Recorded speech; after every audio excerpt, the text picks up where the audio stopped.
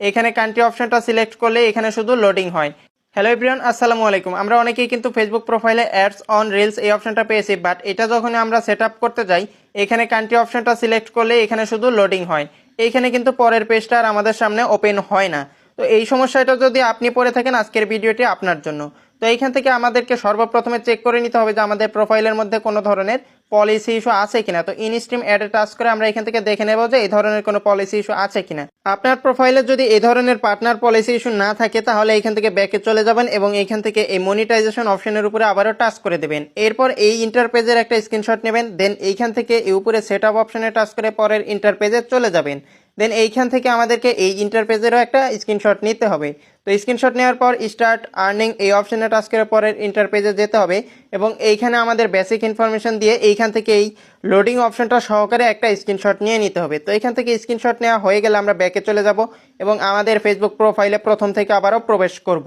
এরপর এইখানে হাতের ডান দিকে উপরে দেখতে পারবেন 3 লাইন রয়েছে। তো এইখান থেকে এই 3 লাইনের উপরে একটা টাচ করব। এরপর নিচে দেখতে পারবেন হেল্প অ্যান্ড সাপোর্ট নামে একটা অপশন। তো এখান থেকে এই অপশনের উপরে একটা টাচ করব। দেন এখান থেকে রিপোর্ট এ প্রবলেম এই অপশনের উপরে একটা টাচ করতে হবে। দেন আমাদের সামনে এরকম ইন্টারফেস শো করবে। এখানে একদম নিচেই দেখতে পারবেন continue to report A problem. তো এইখান থেকে এই নিচের অপশনটার উপরে একটা টাচ করতে হবে। এরপর আমাদের সামনে এখানে একটু লোডিং হবে। তো লোডিং হওয়ার পর আমাদের সামনে এরকম একটা ইন্টারফেস শো করবে। এখানে ইনক্লুড ইন রিপোর্ট, তো এইখান থেকে এই অপশনটার উপরে একটা টাচ করতে হবে। দেন এইখান থেকে আপনার প্রোফাইলে যে সমস্যাটা রয়েছে সেই সমস্যাটা সিলেক্ট করবেন। আপনার প্রোফাইলে এই স্টার সেটআপে সমস্যা হয়ে থাকলে এই স্টার সিলেক্ট করবেন এবং অ্যাডস অন রিলস সেটআপে সমস্যা হয়ে থাকলে অ্যাডস অন রিলস অপশনটা সিলেক্ট করে দেবেন। দেন এখানে দেখতে পারবেন অটোমেটিক্যালি একটা স্ক্রিনশট সিলেক্ট হয়ে যাবে। এইখান থেকে আমাদেরকে এই স্ক্রিনশটটা ডিলিট করতে হবে। তো সেই জন্য এখানে উপরে দেখতে পারবেন ক্রস আইকন।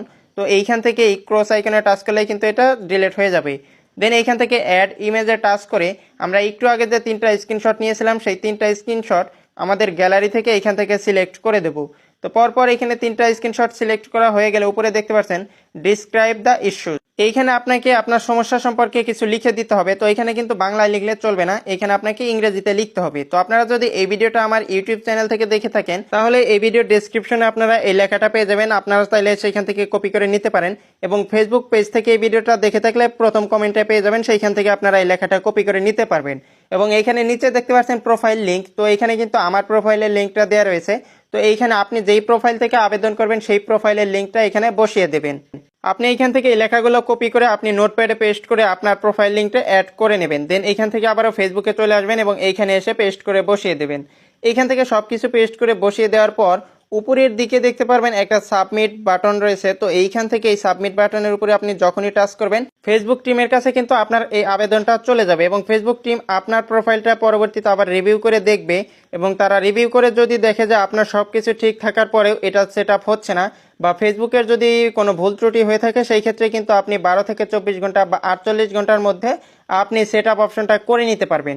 এবং আপনার ফেসবুক প্রোফাইলে যদি কোনো ধরনের সমস্যা হয়ে থাকে হয়তো আপনার সেই ক্ষেত্রে আরও বেশি সময় লাগতে পারে। তো এটা কিন্তু সম্পূর্ণই ফেসবুক টিমের উপর নির্ভর করে। তো আপনার কপাল যদি ভালো হয়ে থাকে সেই ক্ষেত্রে এটা ফেসবুক টিম আপনার সমস্যাটা সমাধান করে দিতে পারে। তো এই ছিল মূলত আজকের ভিডিওটি ভালো লাগলে লাইক করবেন, শেয়ার করবেন এবং চ্যানেল হলে সাবস্ক্রাইব করে পাশেই থাকবেন। আল্লাহ হাফেজ।